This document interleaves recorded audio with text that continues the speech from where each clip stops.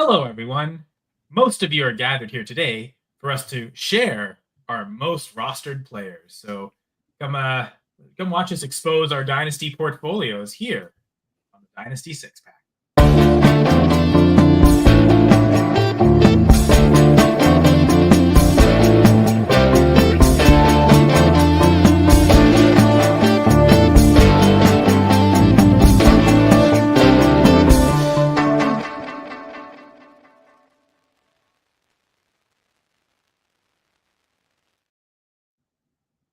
Hello, everyone, and welcome to episode 25 of the Dynasty Six Pack. I'm one of your hosts, Kyle Senra. Joining me is one of my co-hosts, Jamie Perog. How you doing, Jamie? I'm doing great, man. We got some great guests today, but before we get started, I want to shout out the best tools on the internet, theplayerprofiler.com. And in honor of our guest today, we're talking about the all-in package. So go ahead and put your promo code in. What is it? War Zone, and you get $25 off of the all-in package, and that promo code is War Zone. So get signed up, start winning your leagues, and stop losing all your money. Unless you're losing it to me. I mean, it's a war zone out there in the fantasy football streets, and there's a lot of great voices to help guide us. So who better than the two co-hosts of the Dynasty War Zone podcast? First off, we have the man. I don't know if he's from Memphis, but the man Memphis. It's Randall Young. How you doing, Memphis? What's happening, guys? I'm doing good. This is a dated movie, so you'll have to go back and find Gone in 60 Seconds. My best friend and my son's godfather, when I first met him, we were working together. He's like, "What's your name?" That's exactly how he agreed to be the first day. "What's your name?" I said, "Randy." He's like, Randall Memphis Young. That's your name from now on. And he walked away from me. So I have been Memphis ever since. That's how I got the name. Nothing really. I've only ever driven through. I think it's one of the most dangerous cities per capita in the U.S. So speaking of things that are interesting nuggets, here's one for your audience. I'm a little jealous. Jerry was on time to your guys' podcast. I knew I was going to get some guff for that one, but I was like, you know what? I can't just show up 45 seconds before we record for this one. So I actually gave you like 4 minutes, which is hours in normal time. But thank you for inviting me on. You are absolutely sweethearts all around. Yeah, I appreciate it. And honestly, I've done the Dynasty Warzone with Randy for 8 years now, and at no point have I ever contributed an ad read or anything. And in 15 seconds, Jamie already surpassed me with the all-in package. So, my man. Man, I always support you guys, man. I never miss your shows. I'm always in the chat. I think one time I showed up late because I was day drinking and passed out. But besides that, I try to show up all the time. You know, and real quick for the listeners, it's like that is the number one thing you can do for any podcast. You know, it's great to do the all-in package or any of our sponsors or whatever, but subscribing, commenting, and going into the YouTube chat costs you $0. It costs you a few seconds of your time, and you would be shocked. You would be shocked how many people, you know, how those comments drive the algorithm for these shows. So when you comment and subscribe, it is a big deal. It's not a little deal. It's a big deal. Yes, for sure. Subscribe to the Fantasy Six Pack YouTube channel. Also, I guess you guys, the Dynasty War Zone doesn't have his own YouTube channel, right? It's the Player Profiler. Kinda. We're in the middle of a rebranding. We're doing our YouTube channel will be called the Dynasty Contractors.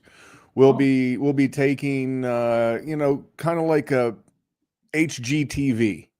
You know, you have a crappy house, or you bought a crappy house and you need someone to help you fix it. So they bring in like those twin brothers or the one Canadian guy, and they help you fix that house. Me and a guy named Dustin Royer, we are going to do that. You're going to be able to submit your roster for help. And just like you would hire a plumber or a carpenter or a roofer or whatever, we're going to help you spruce up your Dynasty roster. So Dynasty Trade Contractors, you can find it on YouTube. And then, yes, of course, theplayerprofiler.com. Absolutely. And as you mentioned, come interact with us live. Come join the live chat on the Fantasy Six Pack YouTube channel for tonight. We've got Bindles was here about 15 minutes before the show started. So, I mean, Jerry, by the way, Jerry Sinclair, the other co-host of Dynasty War Zone, never actually got to say the name, dedicated with 4 minutes before, and I'm sure a long time on the show. Really appreciate that, Jerry. But Bindle's coming here before any of us. we're in StreamYard, so appreciate that, Bindles. Albert saying hello, everyone. Albert, loyal listener, always commenting every week, so appreciate that. We're live every Wednesday night at 9:30 p.m. Eastern. As Memphis mentioned, though, subscribe to the channel and comment under the videos after the fact. Appreciate that. And if you're not on YouTube, just listening to the audio podcast, subscribe at those platforms. It really does help. Now, if you want to help out FantasySixPack.net even more, yes, you can visit the website, get all the great content. There's tons of great free articles there, but there's also some premium Fantasy Six Pack content, especially in season betting and DFS cheat sheets that are premium to the site. You get that through the All Access membership. And right now, Joe Bond is running a discount on the All Access membership price. So for this F6P All Access membership, it's 15% off if you use the promo code F6P Pods, F6P PODS. And so want to shout out that. Want to shout out Fantrax as well, our Fantasy Six Pack partnership with Fantrax. So fantrax.com/fantasy six pack for more details. We're going to dive right into the details of our rostership, our dynasty portfolios. Who are the players of the 4 of us? Actually, 5 of us as well, because our other co-host, Rahul Natarajan, forgot to introduce him. He's on vacation for this week. Still provided his players, so we will talk about the players he rosters most. It's a lot of players we've talked about all year, Jamie, so not much discussion to say. But we're going to get started right away with the position everyone loves for NFL, for football in general. It's the quarterbacks, right? That's the big money makers.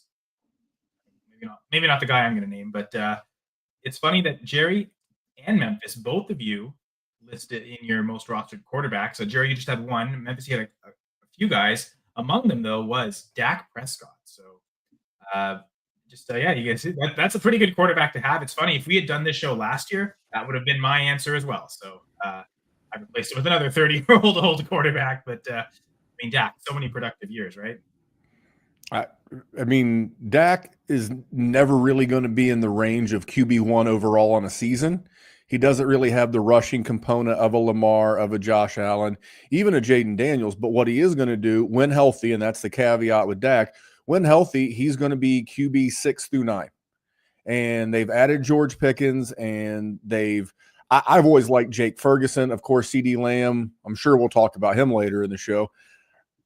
Good weapons, offensive line solid, and the defense is not great.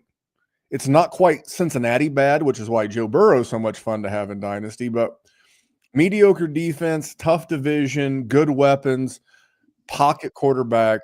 Dak is just solid. That's why I have a ton of Dak, and he's cheap. People treat him like the value in Dynasty of a QB2, and he's just going to give you QB1 performances year after year after year.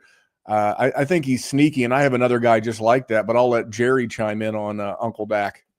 That's the thing, right? Is it's gotten popular to not like Dak Prescott because he has been banged up so continuously, which is a headache for everybody ever, which I get, which is why he's my highest rostered quarterback, is because he had that major injury a few years ago, and I traded for him across the board, essentially. So a lot of them are layovers from a couple of years ago, and that's why he's in a quarter of my leagues, which is wild. Also, I found out I have 33 Dynasty leagues. I didn't realize that my addiction has gotten that bad, but that's where we're at.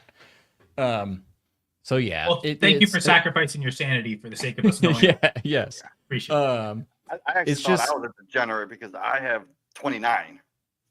And with you having Let's more, go. yeah. No, I didn't realize it had gotten that high. So it's a problem, Randy. We're gonna have to talk to a therapist or my. Well, I was gonna say, you just play a lot of Dynasty. People with a problem go to meetings. So you're just playing right now. I mean, we're kind of meeting right here, right, to talk about all the players we have so much of. So yeah, and then we're just letting all these hundreds and thousands of people join us because we like them. So here's to answer Kieran's question. What tier of QBs do you guys rank Dak around? I'm a person that has him a lot, so I'm sort of a biased person to ask that question to. But I like him like he's QB 8. like he's QB 10, like he's QB 11. I understand that I'm probably going to miss some games. Like I have that. I usually have a QB3 in place that I can swap him in when that time is there. I understand if people are trepidatious and don't want to rely on Dak Prescott like that. I think that offense can move. I think the defense is still going to be pretty bad, so they're going to have to pass a lot. And CD Lamb is just an animal among animals. And it no matter who the quarterback is, unless it's me, because I can't throw it 12 yards down the field, CD Lamb is going to bail them out. So both of you have Dak, right? So are you guys interested in going out and getting Joe Milton for cheap right now, just as insurance? Not my style. No, I mean, if Dak goes down, that sucks for me. But I don't think Joe Milton is going to replace the production. Like I don't think it's a situation like we've been talking about Bill McCroskey Merritt, all week, right? He's the story of the world. If Brian Robinson goes down, he slips in. He sort of fits in that same exact role. If Dak Prescott goes down, I don't think Joe Milton fits in there. I don't think that guy is built for the league, so he's not my style. And I tend to have more quarterbacks and less handcuffs, I guess you'd call them, backups. Because regardless, like for every backup that comes in and do well, they don't always score a ton of fantasy points. Think Cooper Rush when Dak went out. So it wasn't like I would rather carry an extra, especially on a competitive team. Like if I'm in my competitive window and I'm going for a ship this year, that's why we're going to talk about another one of my guys. I'll go ahead and throw his name out there, Daniel Jones. That's why I have a bunch of Daniel Jones, because when he gets a job, and it's like, we know these guys are going to get a job. Sam Darnold got 4. He's on his 4th team. Baker Mayfield is on his 4th team. These guys drafted in the first round. And you know what? Anthony Richardson at some point is going to get another crack at it. Justin Fields gets another crack at it. Jerry just actually finally, after 8 years together, finally gave me kudos for this strategy this year, because it's like he's like, you've got one of these guys every year. It's Sam Darnold. It's Baker Mayfield. It's Daniel Jones, because I don't necessarily have to love him, but man, it's like that narcissism of GMs and coaches. They're like, he didn't work out too well in New York with the Giants, but we can make that work here in Indianapolis. So I love quarterbacks like that. And so I would rather not have Joe Milton or my quarterback's handcuff and just have like an extra flyer type guy. We talk about that with running backs all the time, right, Jamie? As opposed to getting your own handcuffs in Dynasty, you can take someone else. So many backup running backs roster everyone else's handcuffs. But by the way, real quick, using if you had the all-in package on Player Profiler, you could get the Dynasty rankings as well as a multitude of other things. They have Dak Prescott ranked as QB 20 behind guys like Kyler Murray, Trevor Lawrence, Michael Penix, Cam Ward. Cam Ward, J.J. McCarthy, I kind of get because of the age difference. Dak's only 32. If he plays to 37, which is as old as Kirk Cousins played well at, or Matthew Stafford before the back problems, that would literally be 5 more seasons of Dak Prescott. You can't tell me over the course of the next 5 years you're more comfortable having Trevor Lawrence than Dak Prescott. That's a crime. That's literally a crime. And you're getting a guy who is listed as quote unquote QB 20, who when healthy is going to give you top 10 at the position in scoring. He is a cheat code. He is a steal. That's why I have a ton of Dak. And I've got him at QB 14 in my rankings. And one of the guys that he is ahead of is Trevor Lawrence. I know Jamie gave me a lot of flack for having Caleb Williams behind Dak Prescott. So I know I'm probably a little higher than consensus at QB 14, but it feels like to your point, Jerry, and Memphis, what you just said, but Dak's been hated for so long. Even when he was at his peak, there's a couple seasons in there where he's finishing QB 3, QB 5 in fantasy points. And around those times, he was probably ranked as the QB 10 in Dynasty. And like redraft rankings, Jerry, I've got him at, I think he's my QB 10 this year. So that is where he should be producing. And it's, he'll be a little bit, because he's a little older, he's a little further back of that in Dynasty value, but it feels like he's just way undervalued. Like it's funny. This is how he all along the way he was valued. This is where he's going to get that production now. And so now that we're here, he's so much lower. So yeah, it's so easy. It's been so easy to get him the whole time, really. So you put that star on the side of somebody's helmet, and people just hate him. I mean, listen, I'm one of them. I get it. But I imagine because of that, a lot of this is getting Dak in startups, right? Like, I mean, he's been someone you've gotten so cheap in startups that there's been no transactioning, trading. I mean, you could trade for him if you wanted because he's so cheap, but probably True. require so much in startups that you don't need to. Yeah, I mean, his perception is so below what his potential production can be that his trade acquisition is just so easily attainable. He's cheaper in startups. He's cheap in trades. He gets injured, so then you can acquire him for cheaper then also. It's been a perfect storm, which is why I have so much of him. Well, let's talk about your guys, because you guys have a bunch of different names on there. Yeah, well, one name that I just brought up on screen is Sky Moore is gone. Now, that name is up on screen, and now it's gone, because we don't have to talk about Sky Moore. But thank you, Dion, regardless for the comments. Appreciate it. I thought that was a good joke. Jason also joined us, excited for this episode. So we'll get into some more quarterbacks here. Well, I hinted at it earlier, so I might as well go. I said that Dak used to be my most rostered quarterback. And I think last year's injury, I did end up selling a couple shares on teams where I was going for it. I wanted the QB to start. So no longer Dak, but now it's another, again, 30-plus-year-old quarterback. Geno Smith is my most rostered QB. And it's been a wide range of ways to acquire. I will say one of these shares is from an orphan I just took over. It's a salary league. And I got to give credit to one of the fantasy six pack power hour co-hosts. Jeez, that's tough to say. I don't know how Joe does it the whole time. But to AJ Applegard, this was his team. Fortunately, I had to leave. I think just in too many dynasty leagues. I think we can all sense that. So I took over because I love salary contract leagues.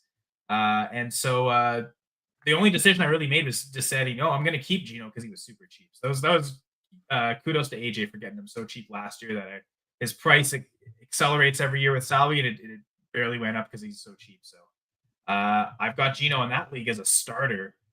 Weird wrinkle. I chose to keep JJ McCarthy on the taxi squad. And with this league, if you leave someone on the taxi squad going into the auction, you cannot activate them for week 1. You have to wait till after week 1. So there's with the auction, you win players in the auction, and there's a roster lock, essentially. You could drop anyone, but you can't pick anyone up until after week 1. And that also means you can't elevate guys off the taxi squad. So it's a weird wrinkle. And so I know for sure I am starting Geno Smith week 1. After that, I can bring up McCarthy, and then I don't have to. I can pick the matchups. But he is a for sure official starter in that league, for as cheap as he is. So that's. I mean, Addison's suspended those first couple games anyway, so it's all right. Like it's fine to not start JJ. I might have wanted to just instead of the rookie in his very first starter, I'd probably just go with Geno anyway. So I had Mahomes, I had Bryce Young, I traded Bryce Young away, I cut Mahomes, and all this to have just Geno at quarterback. I won Lamar Jackson in the auction. So that's a nice story for that team. The other shares I have of Geno, one was a waiver wire pickup. It's currently a 1 QB league, but we are transitioning to Superflex starting next year. And so he's probably not someone I'm going to start very much this year, but having him as we move to that Superflex format, that'll be good to have in my back pocket. Just another starter. So that's there. And then another one was a startup this year, actually. Another salary cap contract league. I got him as my third QB super cheap, like just one nomination above league minimum. Someone nominated him. I put, I bid him up by 1 and I won him. So that was a cheap way to get a third QB. So doesn't have the upside of Dak, but he's even cheaper than what Dak is, but it feels like Geno's also cheaper than what his production is going to be. No, Geno Smith is the quintessential QB3. I mean, I didn't use, I was trying to figure out all the quarterbacks that I had. I have a ton of Geno Smith. It's like Dak, Geno, and a lot of JJ McCarthy. And I was surprised at how much Dak I had. I was not that surprised at how much Geno I had because I was going for him a ton because he was always the guy I wanted as my QB3 in a super flex. So I don't blame you for that one. I think it's great. You know he's not going to set the world on fire, but that's not why he's on your team. He's there for stability. He's there to be a Band-Aid in case of a mistake. He's there because you are a savvy player and you know that stuff can happen to all of your good guys. If you have a wide receiver 1 go down, your elite QB that you were relying on, guess what? They take a hit. Sometimes your quarterbacks get hurt and they miss time. Sometimes you have Josh Allen and there's 4 feet of snow in Buffalo because of course there is. And you know what you're going to do? Not do anything. So that's what Geno's there for. And he's just, like I said earlier, the quintessential piece to be a QB3 in a super flex league. Yeah, I agree. You can just plug and play him as your super flex. I mean, why not? He's connected to Bowers. Everyone loves Bowers as tight end 1. Bowers ain't going to become tight end 1 without Geno Smith. So why not? We view Ashton Genty as this incredible running back, but also a great pass catcher. So that's an extra weapon that'll Geno directly, but also indirectly, and that the offense will be good. So yeah, I've got no issue. Myers is also one of the most underrated wide receivers in the league. Like he's not dynasty sexy by any means, but he's an effective NFL player, and he gets tons of catches, and it's wonderful. Yeah, and he's got 1 more year on the Raiders, and then when he leaves, you plug Josh Beck right in his spot. Can I throw in a curveball as we're talking Geno and the Raiders? Not if you're going to come in here with your salty attitude and you're going to just rain on our parade. Only if I love Geno. I'm actually surprised. You guys pulled my my sleeper ownership. When you start throwing in my MFL, Geno becomes right up there in the mix too. Geno is the perfect QB2, but the guy I wanted to bring up, if you're looking for a stash and the league's not started, the season's not started yet, go get Deontay Thornton from the Raiders. Jerry will tell you this. I say this on the War Zone all the time. You're either better than, different than, or the same as your competition. Deontay Thornton is different than the other receivers in Las Vegas. Yeah, he's big, he's fast. He's as close to DK Metcalf as they have on that team. He's a rookie. I don't know how much he'll blow up as a rookie, but he is the kind of guy, and he is a plus athlete. I think he runs a 4.3 40, if I recall. He is a name that's not getting a lot of buzz, but I'm throwing him on a taxi squad, and if he hits even a little bit this year, you're going to like it, and he's dirt cheap to acquire. 100% agree, because he's the kind of guy that they're going to put in 2 wide receiver sets on the other side of Myers, and just 1 long ball that can get you 10 fantasy points right there. Jamie, do you want to talk about one of your quarterbacks right now? Can we talk about all of them? Well, sure. Okay, so quickly, the one I wanted to talk about first was so you got 24% of these 4 quarterbacks. The first one should be no surprise to anyone that Jamie thought was the best quarterback in this class this year, Jackson Dart. So he says you have 7 shares. Of those 7, are all 7 from rookie drafts, or did you get him in any startups? Wait, I thought I only had 6 Jackson Dart. I don't think I included him because I only have 6. Oh well, he's on the show sheet, so I see his name. I might have added him. Okay. Oh, I think I just drafted him. That's why. But yeah, Jackson Dart, I love this dude. He is going to have so many designed runs. He's connected to Malik Neighbors for years. And I actually think he's going to start sooner than we all think. He could even beat out Russell Wilson. He may not even need an injury to start playing. So give me all the Jackson Dart. I was getting him in the 2nd round. I think the latest I got him was 207 in a draft. And I didn't even have that pick. I traded up to get that pick just because I wanted Jackson Dart so bad, because he should be going at the 107, 108 in Superflex leagues. And people are just ignoring him. I think he's starting to get a little bit hyped now because he actually showed a little bit of what he could do in the preseason. But still, if you can go get him for cheap right now, I'd go grab every single share of Jackson Dart. What do you guys think? Well, that startup, I took Geno as the 3rd QB. Technically, I've got Dart as the 4th as well. So Geno's the 3rd QB for this year on a 1-year contract, and I've got Dart to kind of be that 3rd guy on a multi-year deal. So what was it, like 3 months ago when we did our rookie podcast? I was the Lone Ranger saying Jackson Dart is the number 1 quarterback in this class for fantasy. I'd rather have him over. You've been on that the whole time. That is true. And Randy hasn't shut up about him either. Randy, our show has always been just a circle jerk of Jackson Dart too. So man, everybody's got a type, whether it's a significant other, a vehicle. We don't need to know what Jackson, makes your sweatpants tighter, Randall. Jackson Dart fits that delta of dudes that I just dig at the quarterback position. Whether it's Daniel Jones, whether it's Sam Darnold. I mean, I'm hoping he's better than that. but I also like Josh Allen and Justin Herbert for the same reason. They're big pocket passing quarterbacks with some juice. I was not as in on Patrick Mahomes super early in his career, but he's the same way too. Guys who can sling it from the pocket, but also have enough. Bo Nix is another guy who has enough athleticism to get out and move around. They can get you 20 yards. And it's 2 fantasy points, but by being able to move around, you can extend a play. Another guy I'll bring up because I have him too is Jared Goff. Jared Goff, super safe, super boring, but he lacks that running component. He has to do it from the pocket. And I was listening to another podcast, and it was not fantasy related, but they were talking about the correlation between taking a lot of sacks in college and how that translates to success in the NFL. And Jackson Dart was actually very, very low sacks in college. So it doesn't mean that he's going to come in and set the world on fire. It just means that he doesn't take a lot of negative plays. He's going to take what's there. Like Zach Wilson was. He is. I like the fact that as a young guy, I think he was 15 to 17 in the second preseason game. That tells me he's just taking what the defense gives him. All right, he's taking the high percentage throw and getting the ball out of his hand. Caleb Williams looked really good this past week against the Buffalo Bills backups and future enterprise rental car salesmen, but he was taking what the defense is there. My problem with Caleb has always been, and the same thing with Justin Fields, you hold on to the ball too long, you get killed, you get crushed, you negative plays, and you get hurt. So those are some of the reasons why I like Jackson Dart and why I've been pro Jackson Dart the entire offseason.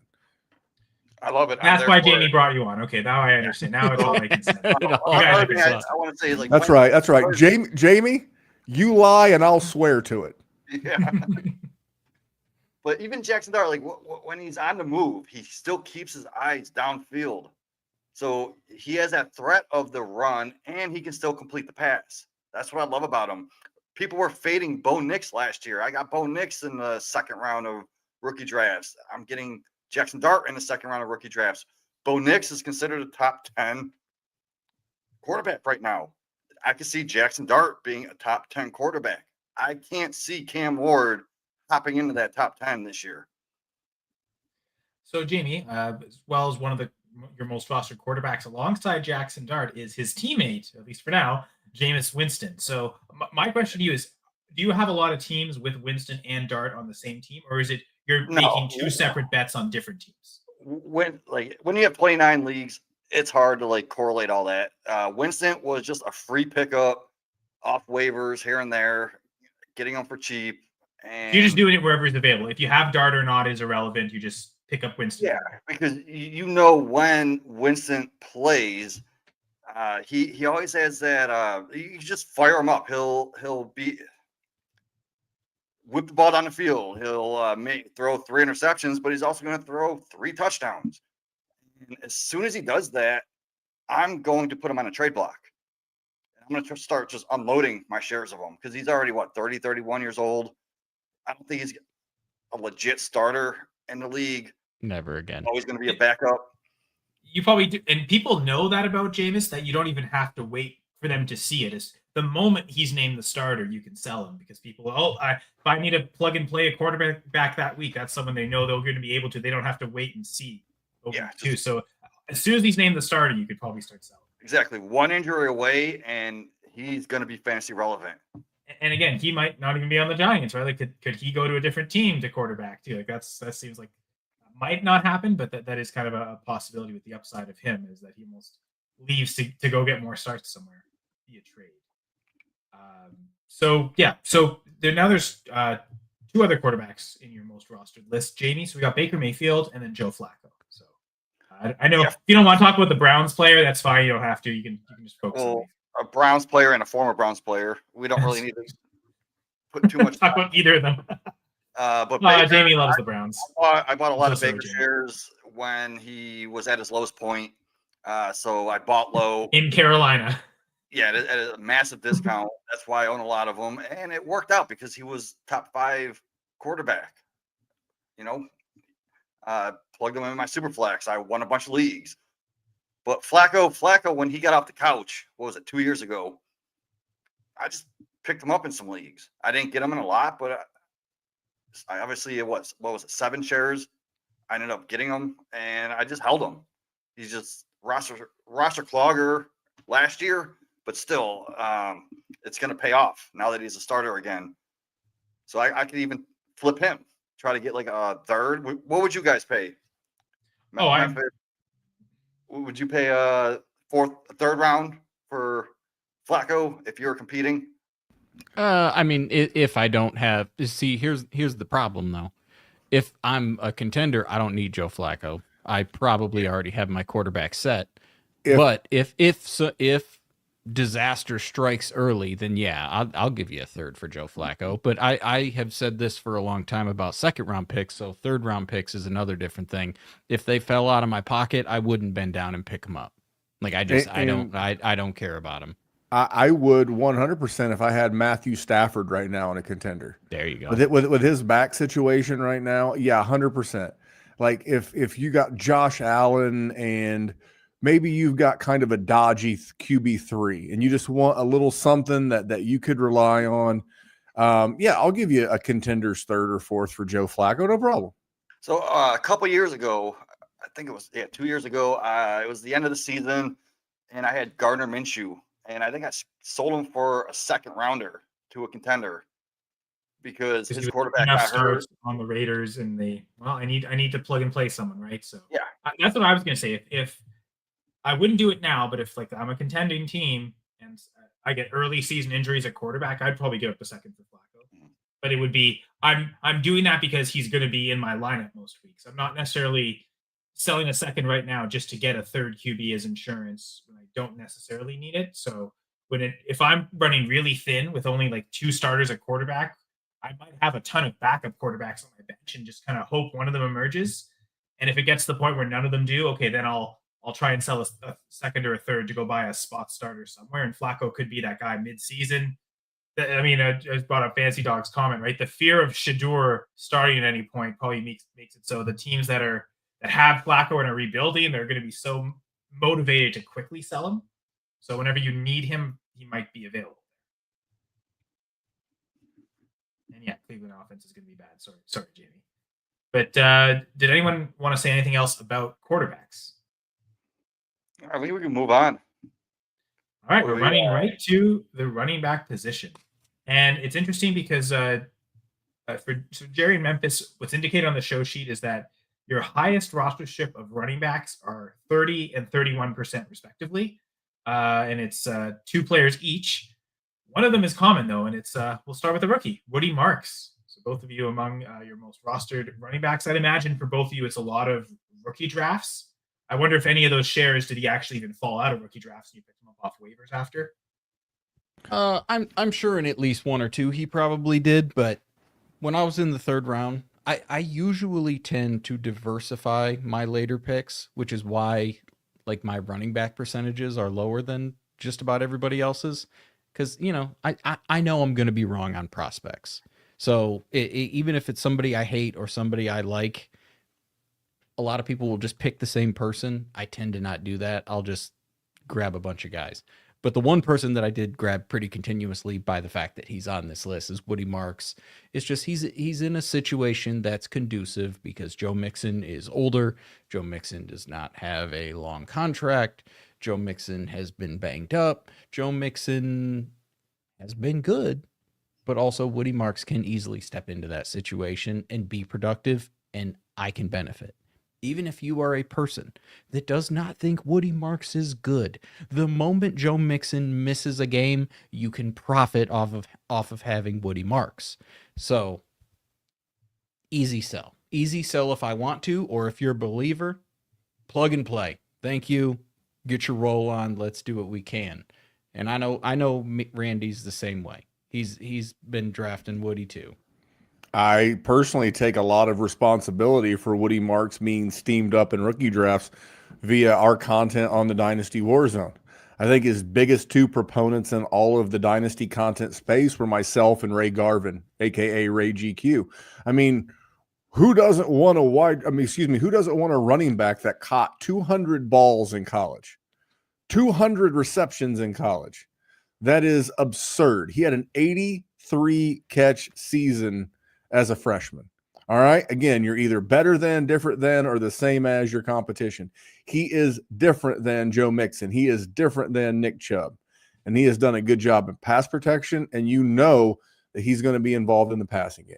He may take a little while to steam up and see value, but just look into the future. Because again, we're playing Dynasty. Do you see Joe Mixon on this roster next year? Because after this year, CJ Stroud can be paid. He will have finished his third year in the NFL. Therefore, he's eligible for an increase. Do you see Joe Mixon on this roster in 2026? No. You know who's going to be on this roster? Woody Marks. So for me, that's why I've got a ton of him. And I think he'll start a little slow. There'll be some veteran deference in the Houston organization. But I think as it goes on, especially with those guys' injury issues the last few years, Woody's going to play, and Woody is going to do a great job. And can we answer Jason's question in the chat real quick? Exactly. Speaking of the Browns, when does Judkins make sense to draft? I was just second round it out, so you make it easier. Second round startup. So you mentioned as a startup. So yeah, I think. We can talk about rookie drafts too, but I guess I'm still when I hear. Well, Judkins, Randy's a hater. Randy's a Quinshon Judkins hater, so. He can. So what? Now I'm a bad person. He can hit the little red X that's in the corner of his screen. Listen, if you're drafting Quinshon Judkins in a startup to be your QB3 or your RB3, you're fine. Yeah, if you're drafting him to be your starting RB2, week in, week out, way too risky. I said this way too risky. I said this on the War Zone this past Sunday. It's like, it's not that I'm anti-Judkins. He's a great athlete. He's a great football player. But between what's going to be a very, very slow start to his career, and no offense, Jamie, I love you. You are a big supporter of the Dynasty War Zone.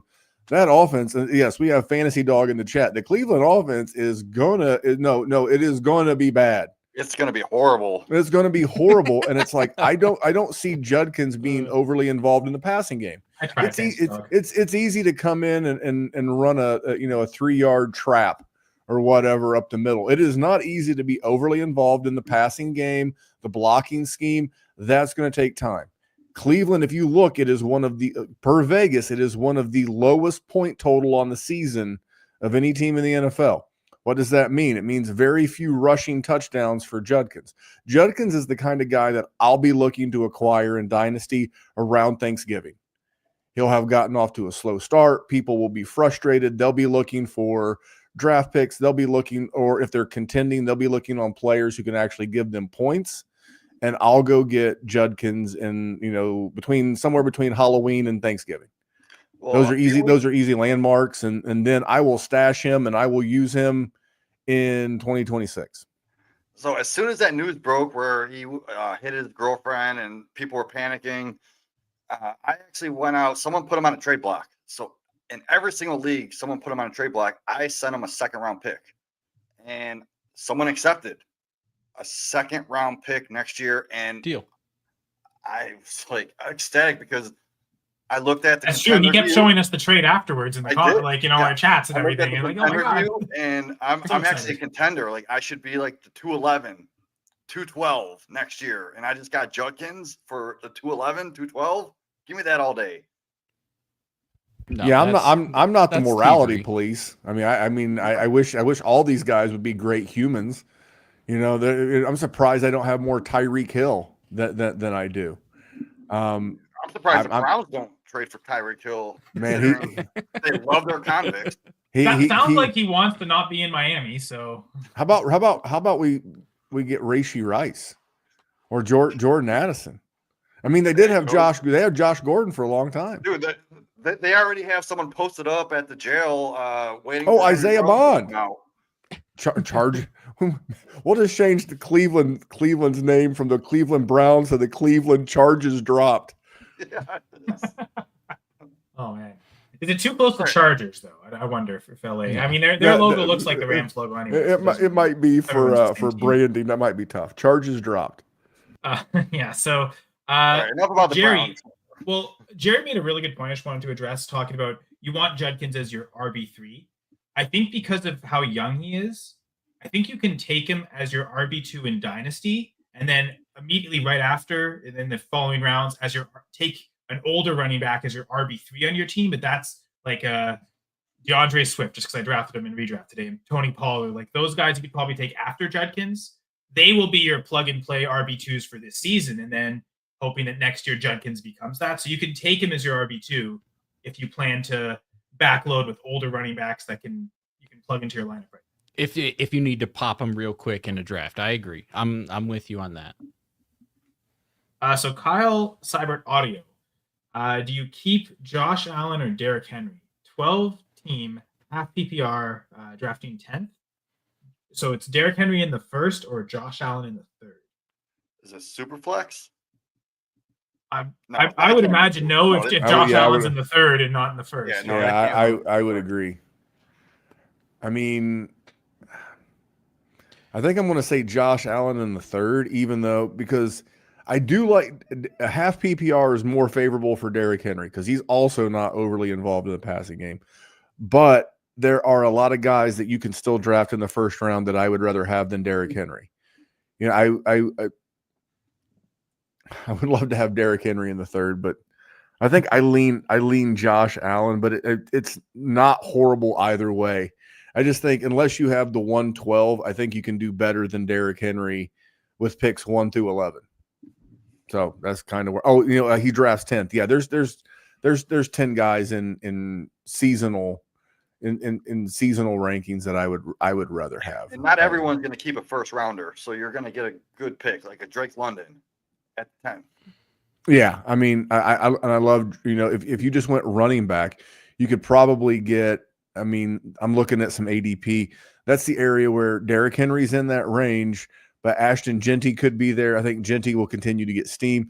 I would rather maybe to whoever said Drake London, I'd rather go Drake London, and then when you do the snake around, try and get like a Jonathan Taylor, and then you start off with that, Jonathan Taylor, Drake London, Josh Allen start. Yeah. And I think I'd like that better than a lot of builds you might have by taking Derrick Henry in the first. You miss out on Taylor, go ahead and get Josh Jacobs. I can't keep a quarterback. If it's a single quarterback league, I just don't care about it. I don't disagree that Derrick Henry is expensive to keep in the first. Just personally speaking, I'm not suggesting you should do this. I'm never keeping a quarterback in a single QB, even if it's keeper, doesn't matter. I'll just have Derrick Henry because also to segue back to my most owned running backs, Derrick Henry at 30%.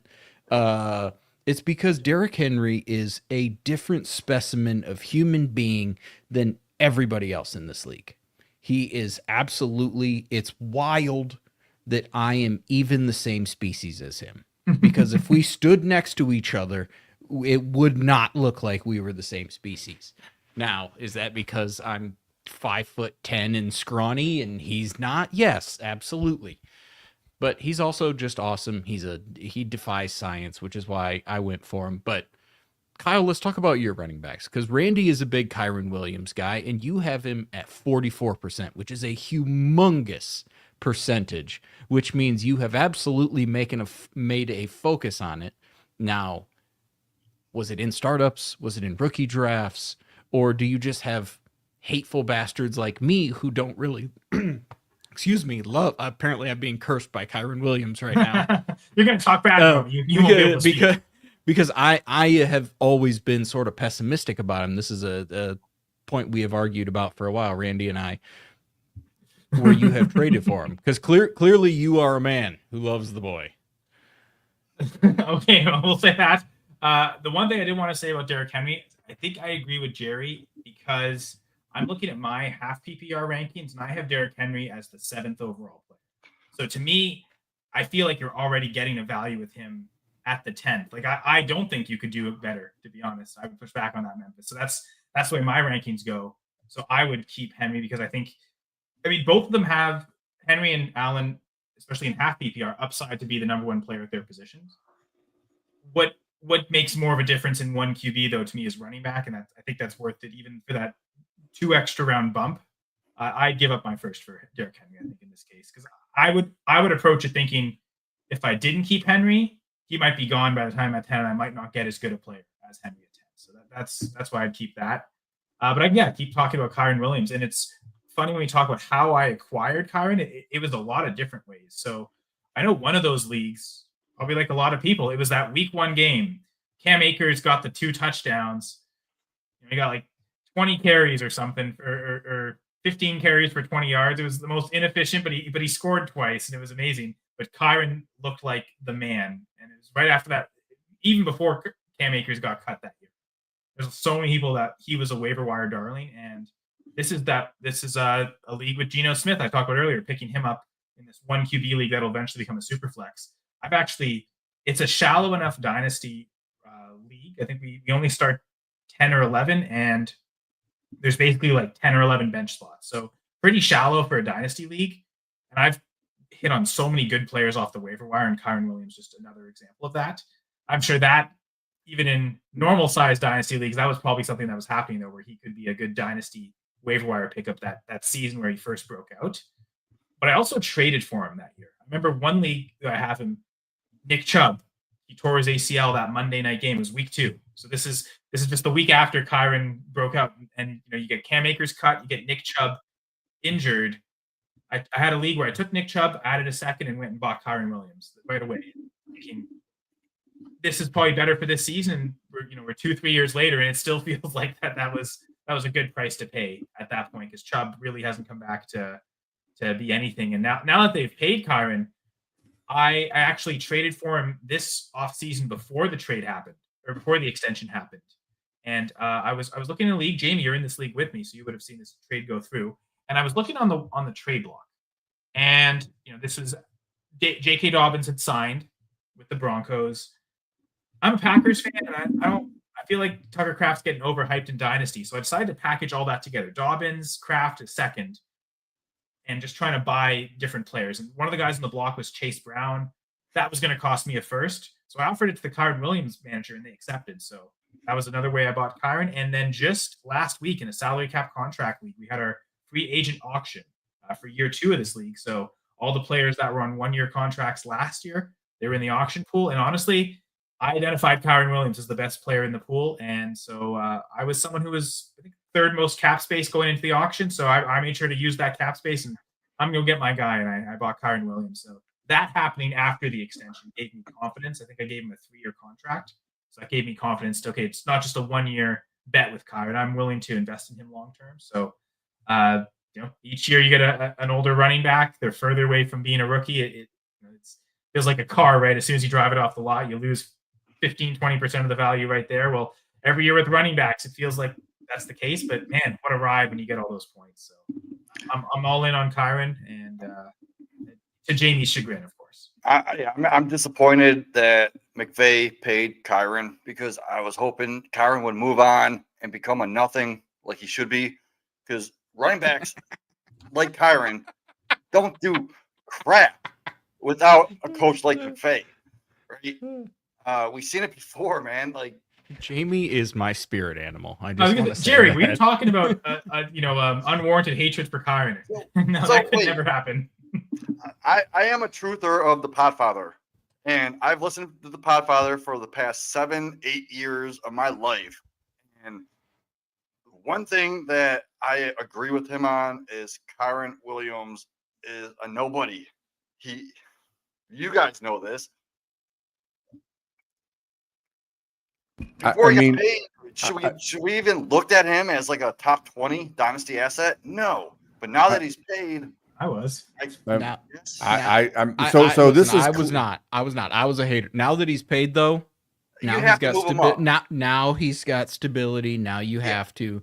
So even those of us that have been poo-pooing on this man for too long and incorrectly, let's be honest, he's been productive. We took the L, but Randall, go ahead, rub my nose in the dirt. It's fine. They try to replace him every year. So Well, no, you think because you want to replace him every year that they're replacing him every year. That is the bias. See, I love me some Podfather too, but here's the bottom line. It doesn't matter what we think. Sean McVay loves this guy. Yeah. And that is why he will continue to score fantasy points. It doesn't matter what I think, Jamie thinks, the Podfather thinks. At the end of the day, when you win, and think back to the mega seasons Todd Gurley had. Now, Kyren Williams has not smelled a Todd Gurley season, but that's another example of when McVay is all in on you. Oh, and then what did he say at the press conference or like a couple of weeks ago? Oh, yeah, we got to get him more involved in the passing game. Oh, so you mean we can get more PPR points, which is the format most of us play? I'm sitting here looking over the course of the last 3 seasons. All the guy has done is score fantasy points. And I don't know about you, but the game I play requires fantasy points. Dude is not a great athlete. He's a consistent producer. He's not yet got the resume to be considered a Josh Jacobs, because Josh Jacobs is also a guy who just scores fantasy points and the fantasy world ignores the shit out of him. But I'm 100% team Kyren Williams. Kyren Williams for life. I'm always going to be Viva la Podfather, but I'm also Viva la Kyren. Apparently, this is very well placed for this Kyren Williams debate. In terms of you look at 2 years ago, he was getting 5.2 yards per carry. Then last year, it goes to 4. So this year, is he going to get like 3.2? I can only hope so. That just tells me he needs more carries. Give him more carries. Jamie just pulled yards per carry as the reason. I am also biased because last year I did bet 2 weeks that Kyren Williams anytime touchdown, and both freaking weeks he missed out on those touchdowns. So all the other weeks where he scored, you didn't bet it. Yeah, no, that was good. So never bet it again, Jamie. That's what I'm hoping with all my shares. Never bet his touchdowns again. I'm so you don't benefit. And like Jason said, they fall off after they get paid. I mean, to a point. It's funny because now that I've got all this Kyren Williams, if I were to do a dynasty startup next year, I'm probably a lot less likely to want to take him now that he's no longer on his rookie contract. Even though he's got long-term stability, it's that second contract phenomenon. But I'm going to be officially, he is still currently on that rookie contract. That extension will kick in next year, so I consider him still a rookie contract running back, and that's why he's dynasty-wise, he might just be outside the top 12 for me, but he's certainly inside the top 15. But in my best balls, I do over 200 best ball leagues every year, and I'm going to be honest, I might have Kyren as one of my most owned players because I'm getting him in the 4th round. If he falls to the 4th, I'm smashing that all day. End of the 3rd, I consider him. Yeah, Jamie is hilarious, but he's also incredible. So thank you, Jamie, for being a great co-host as always. Actually, I just checked. Kyren Williams is currently my RB11 in Dynasty. So see, I had him. So I've got so much of him. Memphis, I want to go back to that high. Nope. Yeah, I know. I'm not putting him that high. We'll talk about thresholds later, but Memphis, the other running back aside from Woody Marks that you have the most of is Rachaad White. So any words about White? That came down to the 2023 season. I acquired a ton of Rachaad White, and I didn't offload a lot last year. And then between the injuries and the emergence of Bucky Irving, I kind of got left holding the bag as it relates to Rachaad White. I've got that too. And I don't look at it negatively because in 2023, he won me an absolutely insane amount of cash, which is great. You know, he helped me win a lot of leagues and a lot of second places, and that money all, you know, I look at it as the reinvestment. It's like, you know, if you win a league or get second place in the league, you can be on a free roll in that league for a while because you're playing with, you know, money that you've earned as opposed to money out of your pocket. But yeah, I need it's going to be hard to move any Rachaad White. What you need is like a perfect storm of he gets healthy because he's currently banged up a little bit. He kind of starts off hot, and maybe the new offensive coordinator in Tampa Bay is giving him, for whatever reason, a larger percentage than we thought. Then maybe I can get out for a second or something. But You got to get lucky.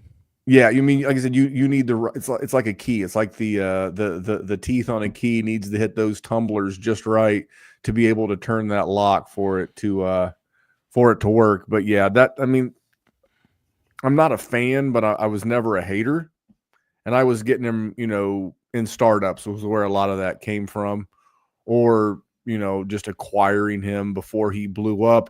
He had that terrific season. For whatever reason, they brought in Bucky Irving and also Sean Tucker, which is another separate question for a conversation for a different day. But that's how I wound up with all that Rachaad White. I don't think anyone's seen Bucky Irvin.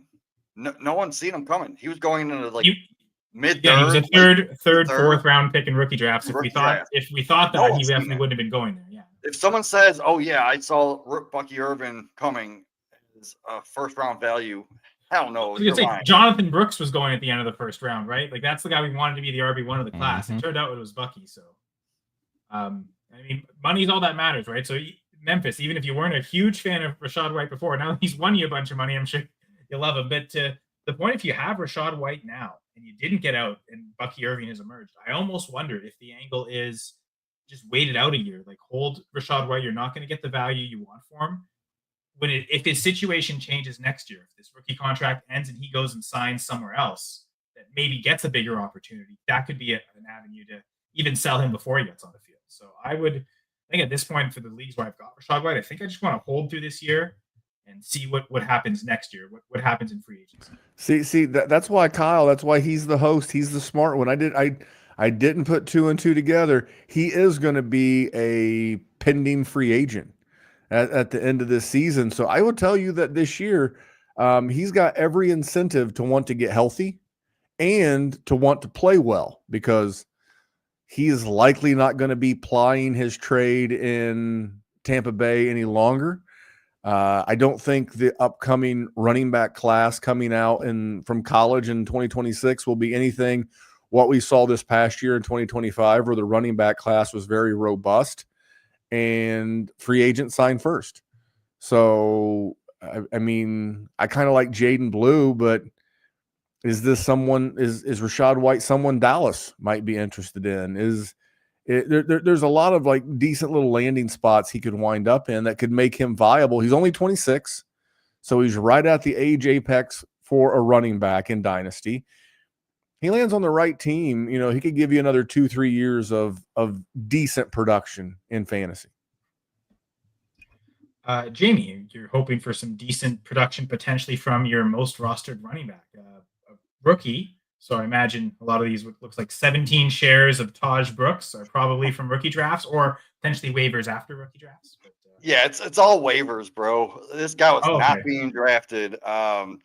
I look at him like I said, I'm a player profiler guy. I live and die by it, and they have him so freaking high that I can't pass him up off the waivers for free. Like if you look at the player profiler rankings, they have him as like a second, third round rookie pick. Like the dude, if you look at his profile, he's got a big body. He's 3-down ability. He's got that profile as like that volume back who can catch passes, and like he can overcome that committee place that he'll be in. But like the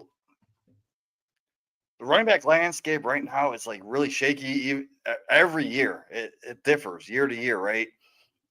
And you look at Chase Brown. What did Chase Brown do his rookie year? Like he was like going as a third round rookie value. So I look at the cost versus ceiling, and like the price versus like a possible future starter. And if you could be just patient enough, you can turn him into a league winning running back down the line.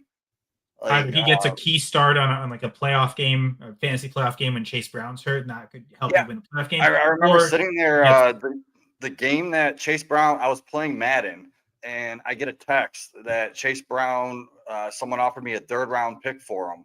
And I'm like, yeah, why not? I'm thinking about it. Then I actually look, and he blew up that game. I'm like, oh, I'll hold him. It's going to be the same thing. If he can get the opportunities, and you got to remember, the Bengals don't have money to pay another running back to come in and take his snaps from him. So when Chase Brown leaves, what's to say Taj Brooks doesn't get the 1-for-1 replacement, and you can get a first-round pick down the line for a guy like Taj Brooks? So that's why I got him in 17 of my leagues, and I wish I had more, honestly. 59% rostership, and he wishes he had more. That's amazing.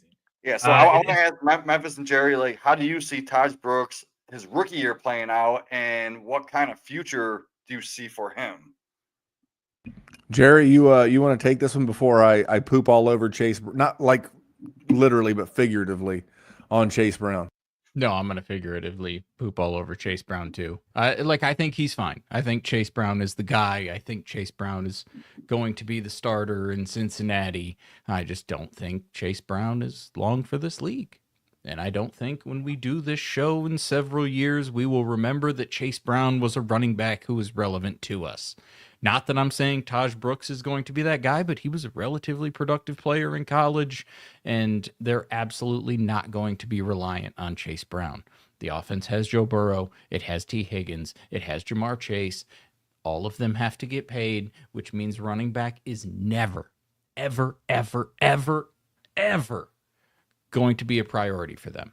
They are never going to sign a running back to a second contract as long as that is the core of their team, which means it will be continuously rotated out. So absolutely, I'm fine taking stabs on Taj Brooks, especially for how cheap he was.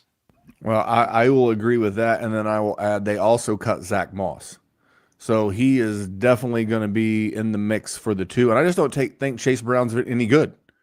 I mean, it's a great spot. It's kind of like some people feel about Kyren Williams. Here's the thing, and I will have to have I'm gonna pen a strongly written email to the Podfather about how in the blue hell do we at Player Profiler have a bum ass hoe like Chase Brown ranked 5 spots ahead of Kyren Williams? In what world? First of all, Kyron's younger than this bum. All right, this guy's he's lucky he's glued to Joe Burrow. All right. Correct. For him to be RB12 is a crime. I think it's against the Geneva Convention. We need to have this studied and looked into. I am not on Team Chase Brown, and I do believe Taj Brooks is going to get an opportunity. And I think Chase Brown's this year's Isaiah Pacheco.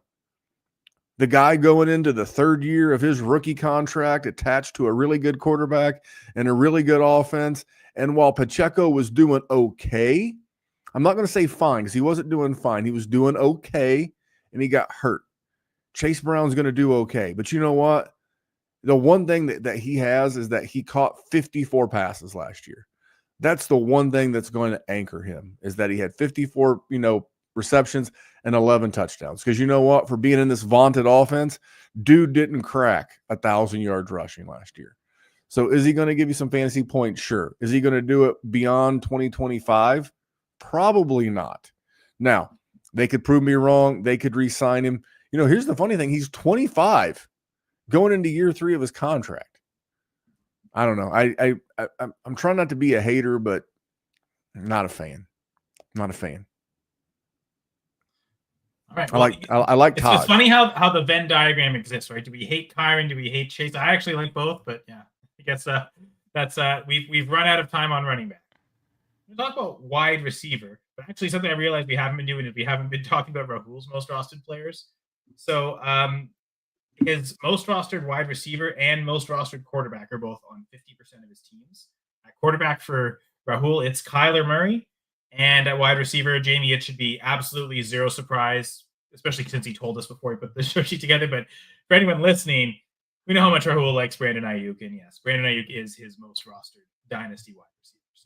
That should come as no surprise. We've talked so much about Brandon Ayuk this year that I don't know if we need to even really talk about either, but just wanted to mention them for Rahul. So thanks Rahul. He provided them, and I haven't actually been doing my job and sharing them with people.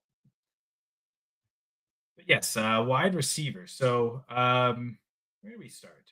Actually, I'd like to start with you, Memphis, just because you've got 4 players listed there as your most rostered wide receivers. 3 guys that are above the age of 30 and 1 rookie. So what doesn't belong with the others makes me want to I immediately go to Torrey Horton. So someone you've been taking a lot in rookie drafts, I gather.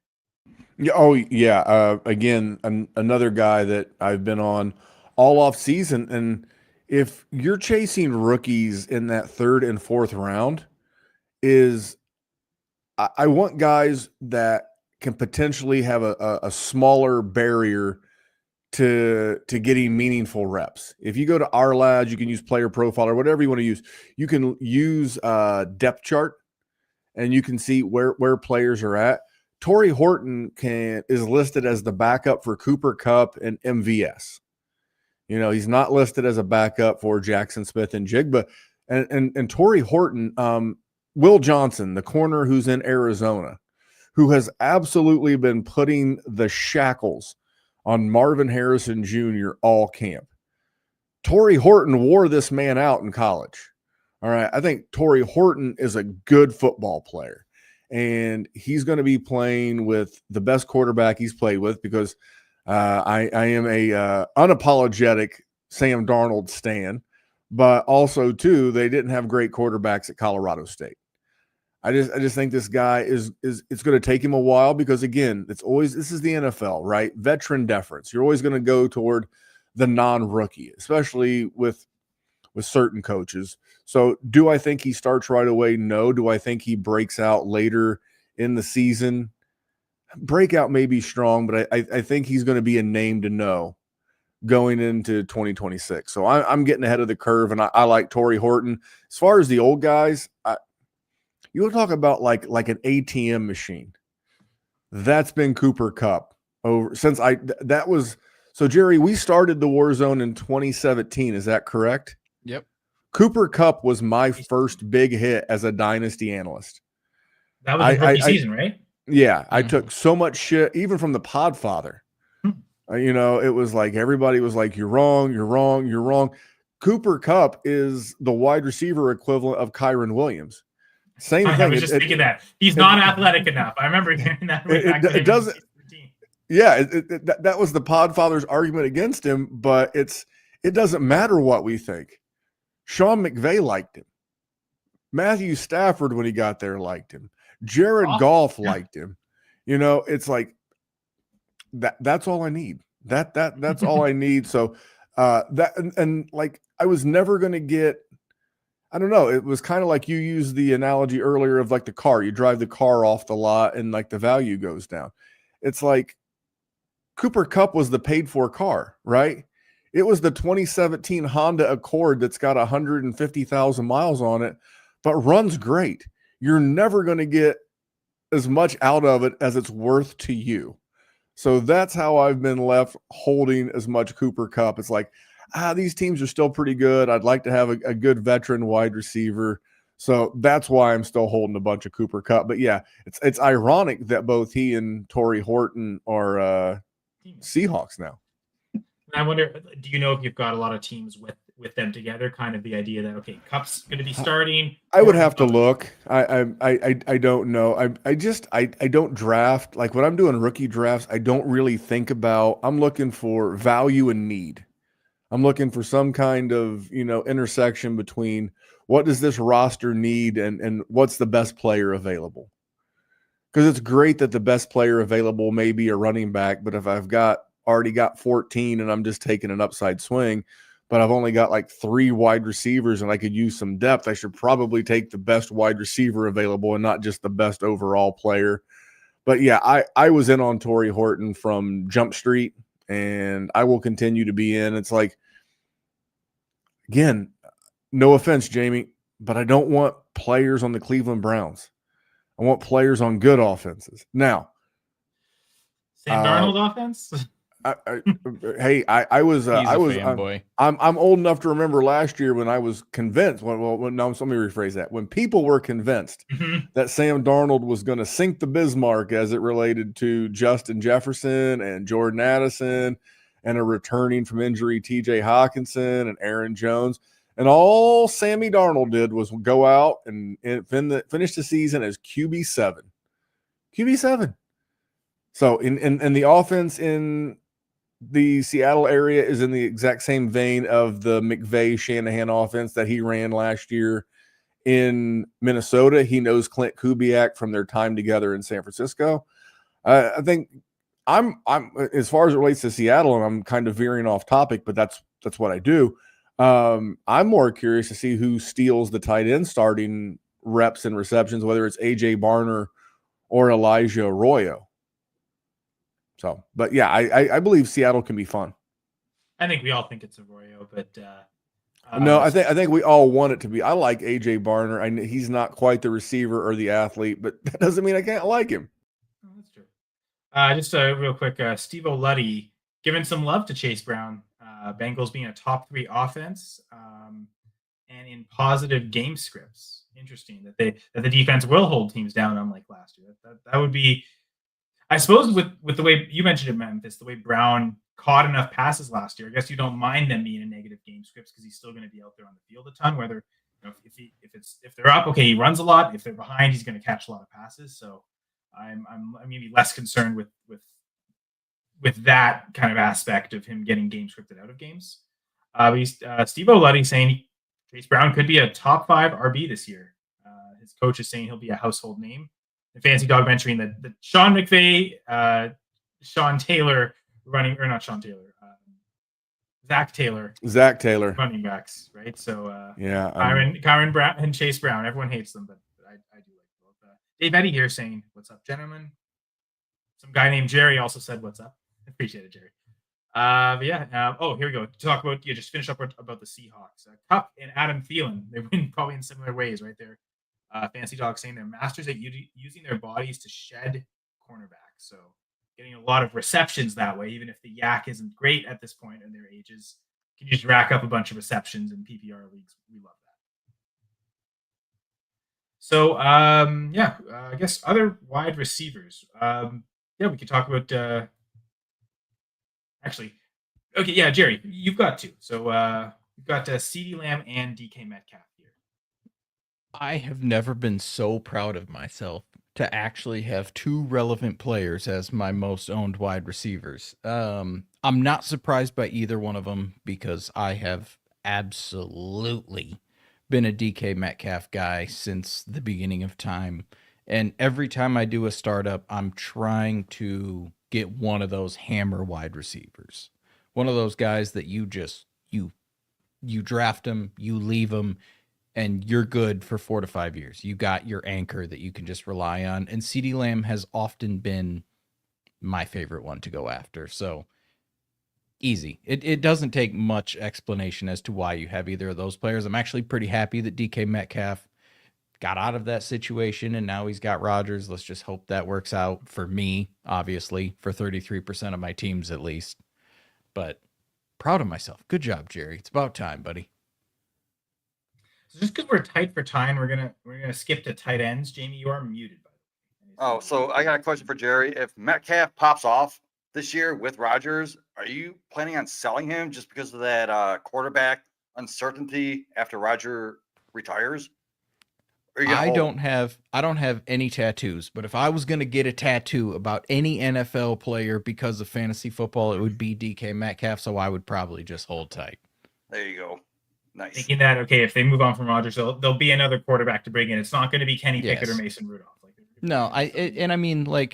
Gino's been fine. We talked about Gino a little bit. So like he's had, Russ started to turn to dust a little bit at the end, and then Gino, and now he's getting Aaron Rodgers. He'll get somebody else. So I think he's just a talented enough player that he's always going to be relevant until age eventually is his demise. And one more quick question. So you're tied to Dak and Lamb in a bunch of your leagues. Are you purposely stacking them, or did that just fall in place your way? So I'm not a best ball player, so I don't stack players purposefully. I know it's like a strategy in best ball. I don't care about it. I just, the players that I like, I go after. They have just been discounted. Well, CeeDee Lamb hasn't been discounted, but Dak has been discounted, and CeeDee's just an elite wide receiver that I want to have. Do you know if you've traded for Lamb in any of those leagues, or are those all startup picks? Almost certainly not. Too expensive. You just had to happen Any to- of those guys, CeeDee Lamb, Justin Jefferson, Jamar Chase, too expensive. You either got them in rookie drafts, you took them in a Yep. startup, or 100%. That's it, those are the I'm not even going to send those offers because I have no desire to send you XYZ wide receiver +2 first, because that's just going to hurt my soul, and I just can't do that. yeah. So going from DK, can we go into my most owned wide receiver? Actually, Jamie, I was going to save some players for later. So then that was one of the guys. So actually, I want to right now transition to tight end real quick. Okay. Talking about CeeDee Lamb being, Dynasty tight end 2, Dynasty tight end 3, whatever it is. Having that as your most rostered player at wide receiver, that's amazing, Jerry. Memphis, you've got something similar with Trey McBride, 19% of your leagues with Trey McBride in it. So that's a pretty good tight end to have as your most rostered player. Yeah, I always believed. That's kind of the reason why my guy he's tied with is Mike Gesicki. Ironically, also went to Colorado State, just like Torrey Horton. I don't know if I'm a secret alumni or what, but yeah, I was in on Trey McBride, and we knew it was going to be interesting his rookie year, but man, he came out gangbusters last year, and he's done it 2 years in a row. Super young. I don't know if they extended him yet already or not, but Trey McBride is the reason I've not been in on Marvin Harrison Jr.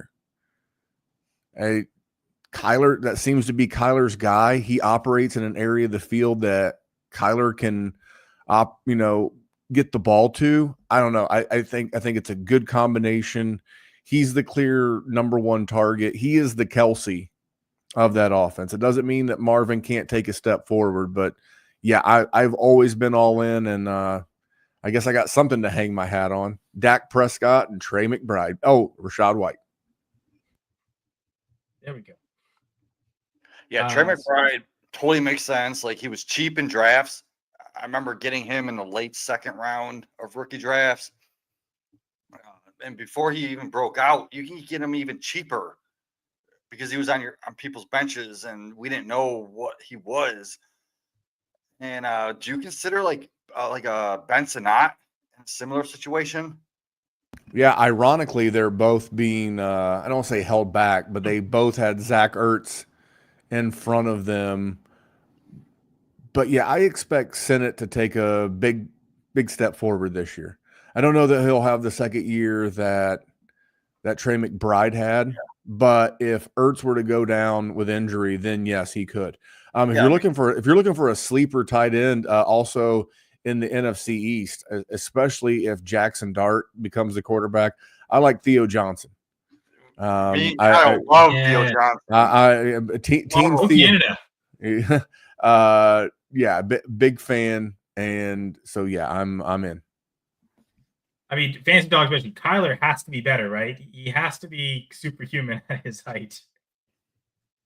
Okay, that joke flew over my head. No, I'm kidding. Super joke, Fantasy Dog. I'm just in that mood. Actually, I'm in the mood to talk about Evan Engram, Jerry and I's most rostered tight end.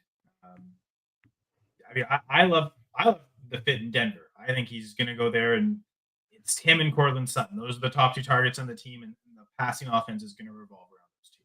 So I love having this much Evan Engram. Yeah, he's just been a guy that has been outside of his first year or two in the league, pretty disrespected. Not hated, but he's never really been that popular guy. Like early on, we thought he was going to be a huge pass catcher. He was fine, but he didn't set the world on fire like Brock Bowers or Sam Laporta or anything. So the steam sort of fell off. And he's always just been easily acquirable in both trades and in startups. So I have just acquired over time. And I'm not a person that genuinely goes tight end super early. Like I think I have one share of Brock Bowers. Like I probably have 2 shares of Sam Laporta, and that's because I'm a Lions fan, not because I wanted to draft tight ends early.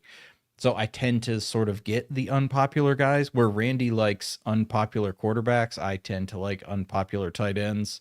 And whenever there's a dip in value like that, I'm always going to try and jump. And Evan Engram just year after year after year has always been that guy over the last 4 or 5 years.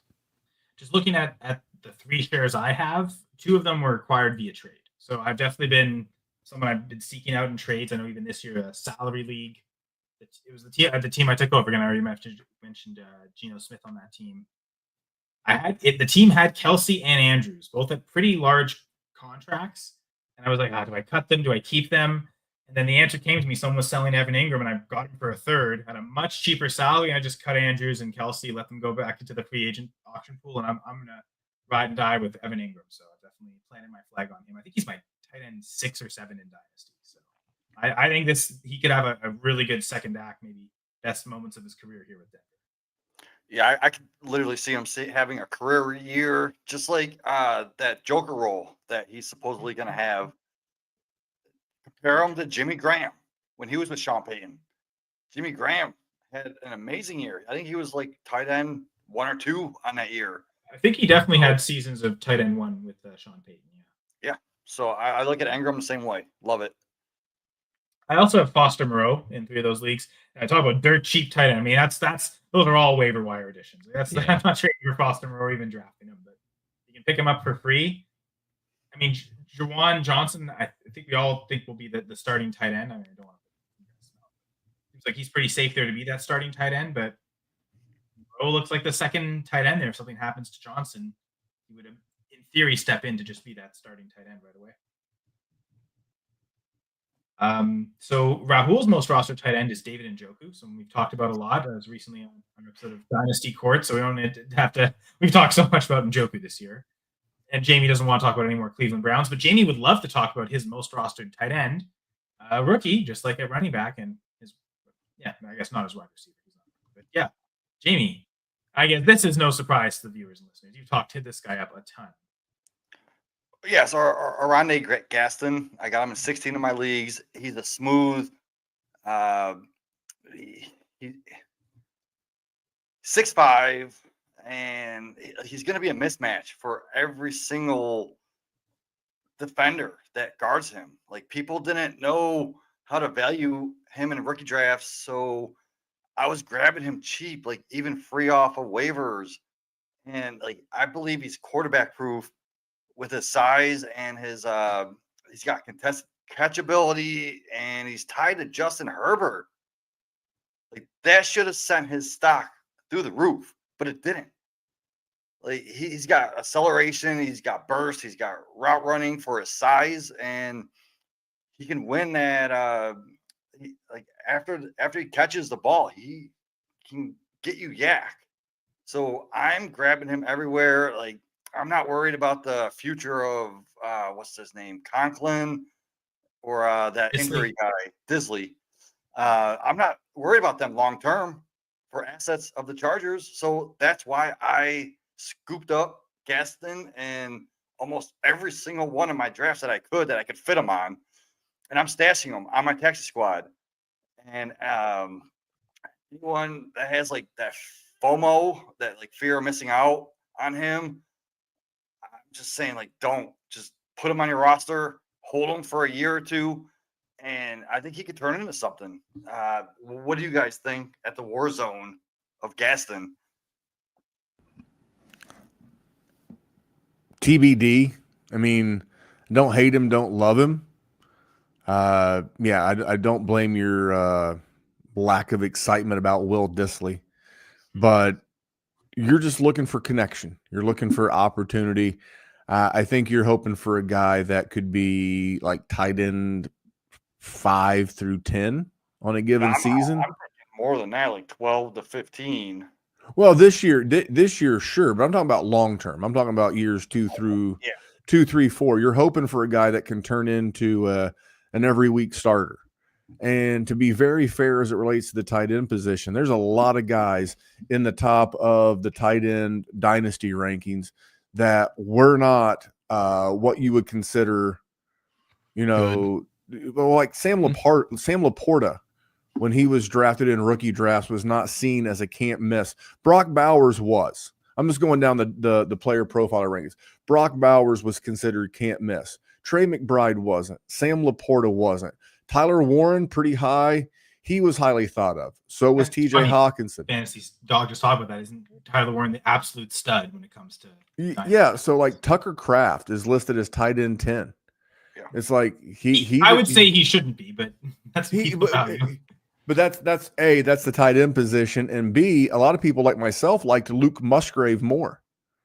You know, coming out, they were both rookies at the same time, and in theory, the Packers did too. They drafted Musgrave a whole round ahead of Kraft.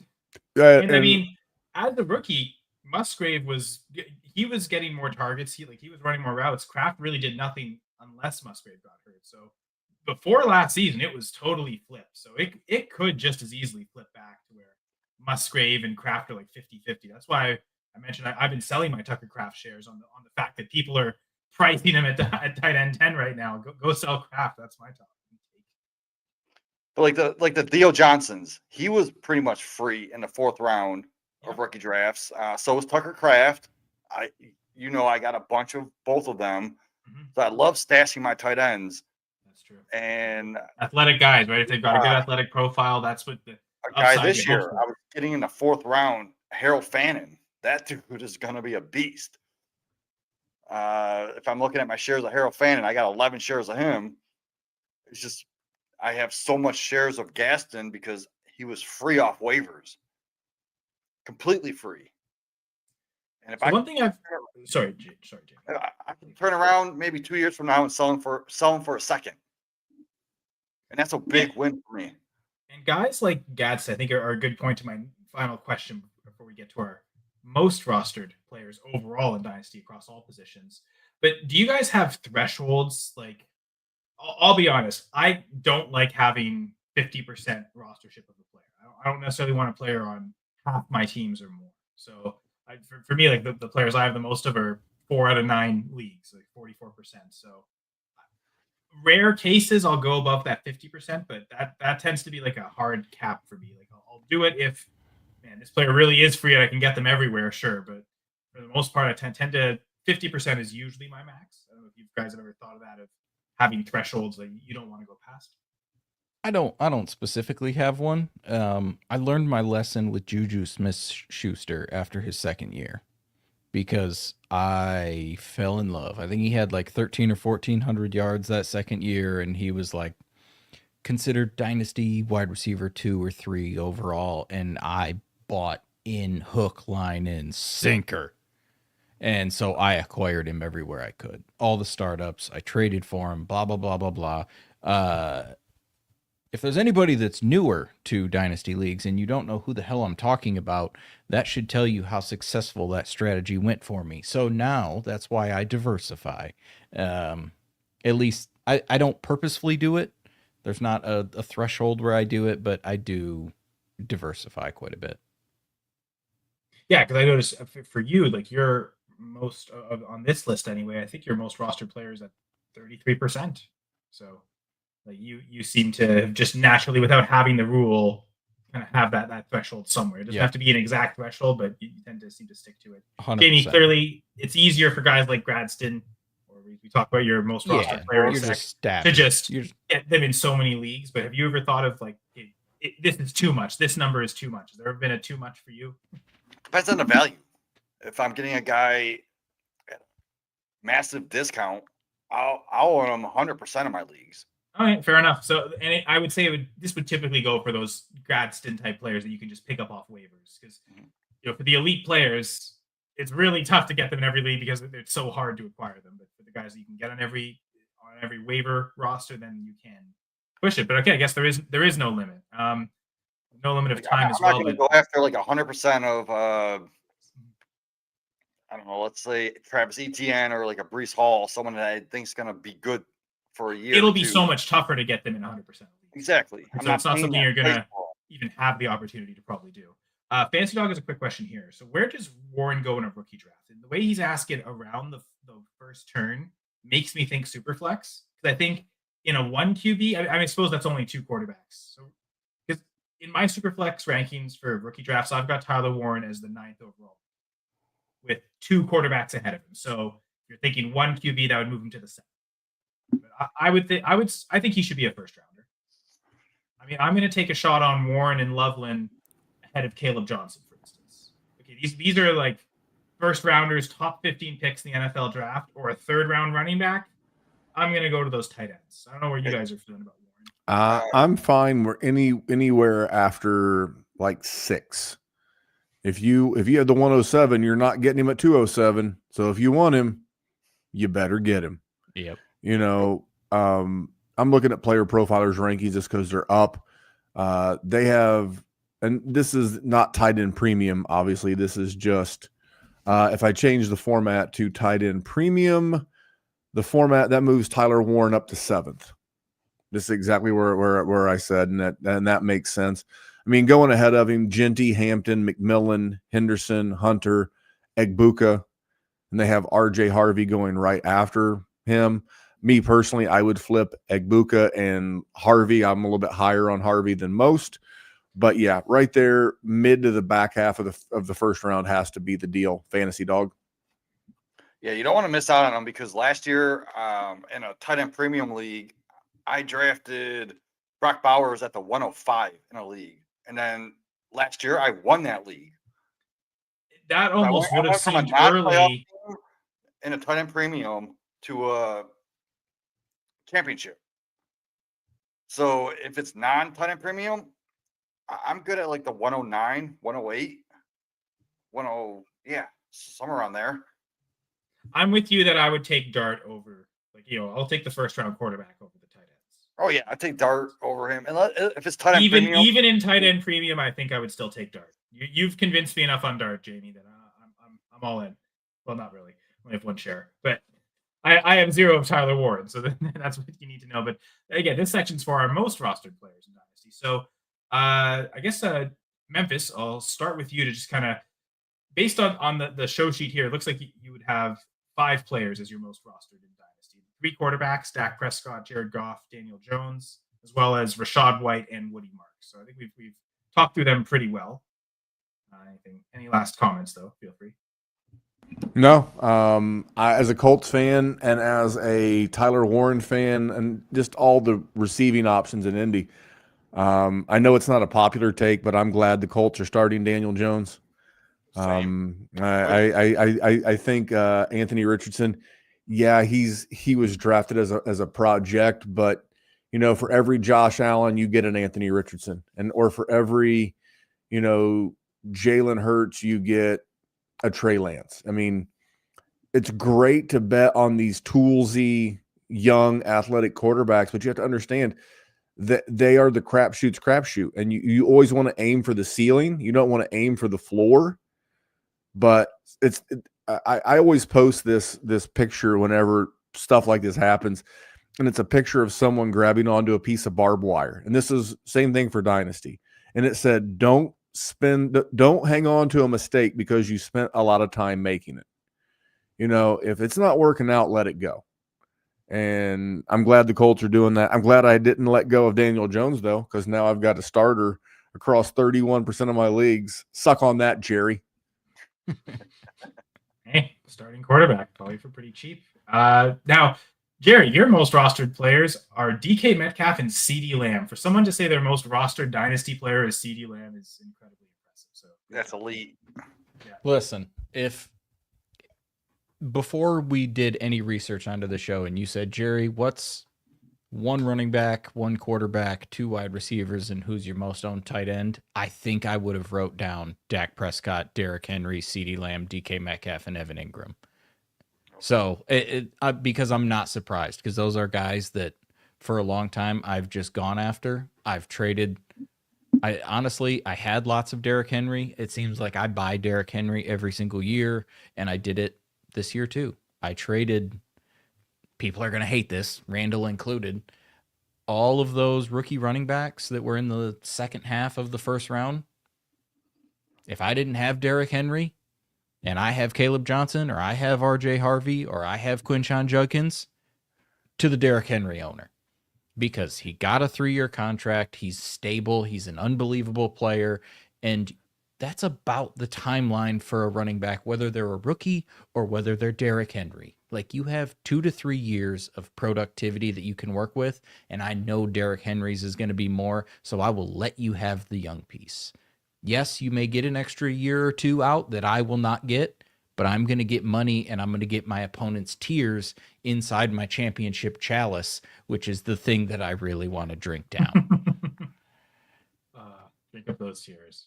Yummy. But I mean, I gotta say, pretty yummy to see Kyren Williams as one of my most rostered players. Again, that draft I just did on Saturday, the free agent auction on Saturday, allowed that to happen. So thank you, that draft. Thanks for whoever last year signed Kyren to just a 1-year contract and didn't believe it allowed me to get him. So thanks for that. 44%, which is 4 of 9 dynasty leagues. So tied with another running back, Audric Estime. I believe most of those shares were from rookie drafts. I think there was one league that had a 3-round rookie draft, and I believe I picked Estime up off waivers in that one. But for the most part, I was taking 4th-round shots on Estime. I liked him as a prospect. Doesn't look like I'm going to actualize most of those shares. He might even, I mean, those shares might be reduced this year, even in cut downs in some leagues that require cut downs, or he might be the final player to cut on a roster. So maybe this time next year, Estime won't be on this list. One wide receiver that I also have in 4 of 9 dynasty leagues is Canadian Josh Palmer. So entirely Canadian bias, but I mean, he went from a good offense in the Chargers to a good offense in the Bills. So at least he's got that. But Jamie, we'll let you get to your most rostered player that I know you've been dying to talk about. God dang, yeah. So it's Roman Wilson from the Pittsburgh Steelers. He's in an offense where targets are wide open right now. There's definitely a path for him to carve out a starting role as going into. I consider it his rookie year because he was injured all last year. He didn't play a snap, I don't think. I believe he played, but barely ran routes. I know he got 0 targets or 0 catches. So I remember seeing him practice once or twice, but then they didn't play him that game. He was inactive in a lot of games, but I looked it up and he did actually play, I think, 2 or 3 games, but didn't see a target. So I don't even know he ran routes. This guy, his skill set actually fits the mold for a quality route running, reliable. He's got reliable hands and the kind of separation ability that makes him quarterback friendly. It doesn't matter who's throwing him the ball. But for fantasy standpoint, I'd love the value versus the ADP because he's going cheaper than a lot of the guys with similar path to volume, which makes him an easy smash in drafts. I'm a huge player profiler fan. Last year, as a rookie, player profiler had him at the 205, 204, I think in rookie drafts, but I was getting him in the 3rd round, mid-3rd, late 3rd. So I was smashing him all day. That's why I have 18 shares of him. It's just most from rookie drafts last year. Yeah. And you talked about that a lot. Long term, that upside is going to be there. He's got the tools to develop into a high volume wide receiver 2 type for the Steelers. And at worst, a steady wide receiver 3 or flex option for our fantasy lineups for years to come. So now I want to throw this to Jerry because I know he's a Michigan fan. And I'm going to be honest with you. Michigan hasn't exactly been a wide receiver friendly factory coming out. We've seen guys like Nico Collins take some time before actually breaking out in the NFL. So the big question is how do you see Roman Wilson's career playing out at this next level? I am not a Roman Wilson guy. I did love me some Nico Collins, that said, because that was the year they had Donovan Peoples-Jones, they had Tariq Black, and then they had Nico Collins. Roman Wilson is a guy who's going to get some touchdowns. I just don't know if he's reliable enough. He did seem to make a lot of big plays for Michigan throughout his entire career. And he has an opportunity, which is all you can really ask for. There are not lots of mouths to feed. There is DK Metcalf, who I would build a statue of. Outside of that, not really a whole lot going on in Pittsburgh. So he absolutely can create a role. And if he does with Aaron Rodgers, it's going to be conducive to fantasy points. Cannot ask for anything more than that. That's all we can ask for. Well, since Rahul was so generous to put his names on the show sheet, you couldn't ask for much more than for us to actually read him out. So Rahul's most rostered player is Ray Davis. 2/3 of his rosters have Ray Davis on them. I'm sure it's a lot of rookie drafts from last year, maybe even some startups this year. Man, it sucks for Rahul that we didn't do this episode like 2 weeks ago because that would look genius. Oh man, like James Cook might be gone. Who knows? James Cook extension. It takes a bit of steam off Ray Davis, but handcuff running backs are still important. And I do like the talent of Ray Davis, but I still think he should be of the higher priority backup running backs. I think just the nature of that offense and the nature of his talent. So guys, there's one last section to the show. It's our trade of the week section. Would you like to stay for that? I am probably going to have to go to bed. You love your trade. It'll be quick. All right. All right. So this trade is brought to you by the Fancy Six Pack Discord. It's where I fished this trade out of. Thank you to Ron Rainey for posting this trade. He had several questions and several bit of context here, but the trade is in a 12-team league, start 8. It's a super flex league, half PPR, a tight end premium where tight ends get a full point per reception. 2 picks for 2 players. On one side, we have the 211 and the 311. On the other side, Ramondre Stevenson and Darnell Mooney. I can also let you guys know who the picks ultimately ended up being if you want. It's Dylan Sampson at the 211 and then Woody Marks. Fair enough, at the 311, which I'm sure, again, both of you guys took a lot of Woody Marks in that range. So, quick thoughts on the trade, guys. Yeah, I'm going to take the rookie picks because Travion Henderson is about to absolutely nuke Ramondre Stevenson's value. Bye, bud. I hope you appreciated your relevancy because it just died because this Buckeye is going to come drop his hammer on you. I would rather have the rookies as well, but I will say I do not mind having Darnell Mooney as my wide receiver 4 and can rotate him in. I think it's Drake London, then Darnell Mooney, and Darnell Mooney can be a fun wide receiver to have. I know people want to see Kyle Pitts become a thing. I know Bijan's involved in the passing game, and I know Drake London's Drake London, but I believe Darnell Mooney's a fun player to have, especially in a best ball format. So as much as I like Mooney, I am going with the 2 rookie picks because I think Dylan Sampson, at least to start the season, will be in the mix with Jerome Ford until we figure out what's going down with the unsigned Quinshon Judkins. So, yeah, I'm going with the rookies. Yeah, I also would have gone with the rookies, but I would have went a different route and took like a Terrace Ferguson, or Mason Taylor at that second pick.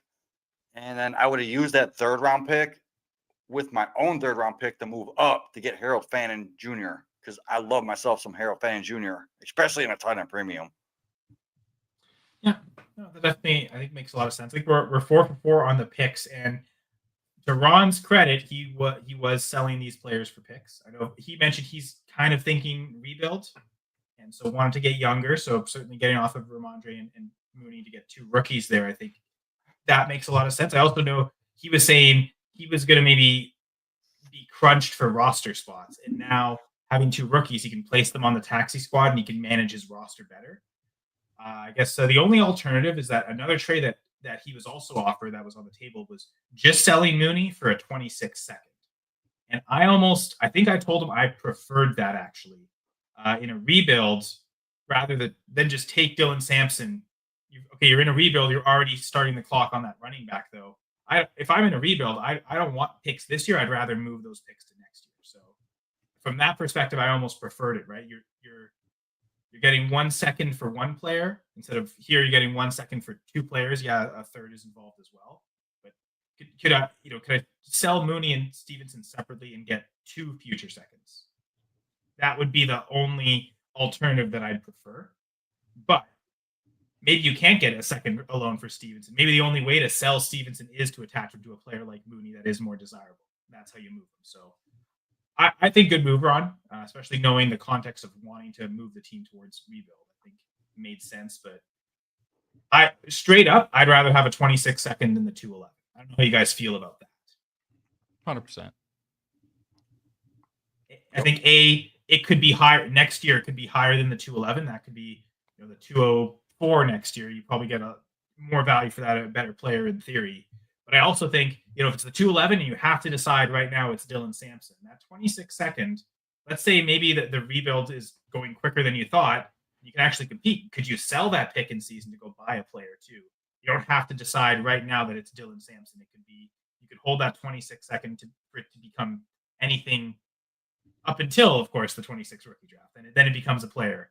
But just for the sheer flexibility of it, I'd prefer a 26-second to 211. But again, when you're selling 2 for 2, that does make a lot more sense.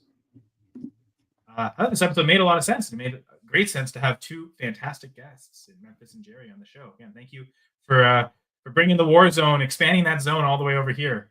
So appreciate it, guys. Yeah, before we leave, thanks for having us. One more time, theplayerprofiler.com, all-in package. Get access to all the best tools available for you on the internet. Normally, I tell you to use my promo code for $25 off, but today I want all of you to use the promo code WARZONE and start winning all your leagues and stop losing. And if you you send a screenshot of your paid all-in package using promo code Warzone, Jerry will send you a nude of Jerry. That is not true. That is not true. That is not verbal is not binding at this table, sir. Besides, nobody wants to see that. Those pasty chicken legs. But definitely, I'm sure people love seeing you here on this episode. So that's thank you guys. Really appreciate it. Be sure to of course, y'all. See you guys. Jerry, you rocked this episode. I appreciate you guys so much, and I will see you on every single one of your episodes in the chat. Anyone listening wants to join, just go to playerprofiler.com. Look up the Dynasty War Zone on Sunday nights.